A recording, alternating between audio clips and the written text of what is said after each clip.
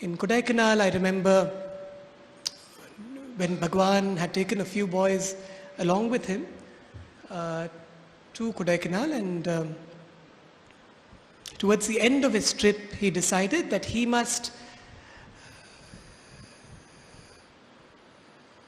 recognize the effort of all the people who had contributed to Swami's stay in Kodaikanal. The cooks who had cooked for him, the washermen who had washed clothes when he was there, the police and security force that was waiting and had served upon him, the number of devotees who had come by to serve upon Swami. Swami said, I must definitely give something for all of them. One of the things that I keep seeing in Bhagwan's interactions with us is he has absolutely no reason to show gratitude to us. It's us that owe him gratitude. But any opportunity to recognize the effort of people who have served, Swami would definitely be there. So he called the security in charge and said, tomorrow I would like to give everyone some clothes and a little bit of money to take care of the stitching for these clothes.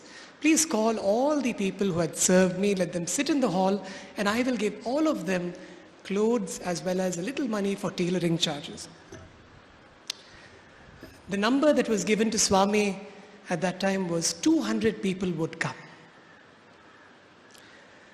It has often occurred to me how Swami at 1 minute would be the all-knowing, the omniscient.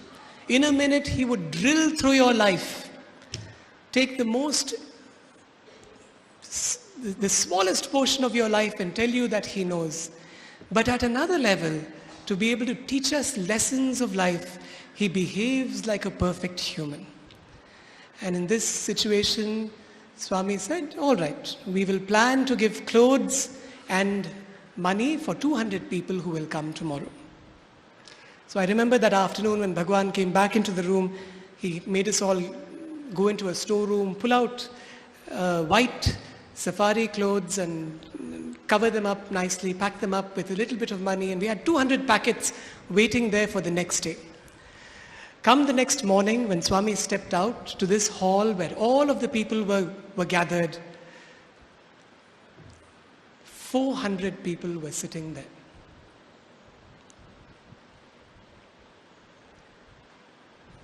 Believe me when I say this, Swami came back into the room and he pretended to be very surprised.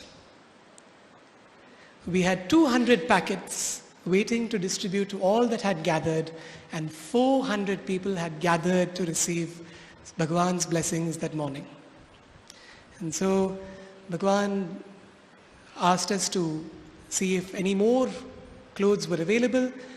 We went into the room and found there were enough clothes, but unfortunately we didn't have enough packets of money to be able to give to each of these people who had come.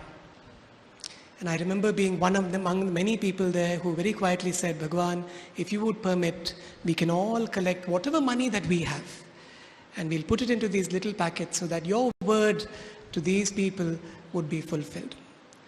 Swami went out for darshan that day, walked amongst the crowd, completely calm and unaffected. He walked across everyone, taking darshan. It was darshan time, so there were devotees who had gathered. He came back into this hall, and as he came back into the hall, with his hand full of letters, one of the letters fell off his hand. I remember being the boy at his feet. At that time, I took that letter and gave it to Swami, and Swami said, no, open it. Open that letter. We opened the letter, and to my surprise, and the surprise of everyone sitting in that hall, there was exactly the amount which was needed for the rest of people who were waiting outside to get Swami's blessings that day. What surprised me was not the fact that Swami could make this happen. As the all-knowing, as the omniscient, he can make anything happen.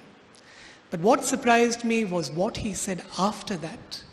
And this is something which I would really like to leave with everyone. He said, I did not use my power for this envelope. I did not use my power for this envelope. But I want you to know that whenever you have a completely selfless thought to want to make a difference to someone, the forces of nature will make it possible.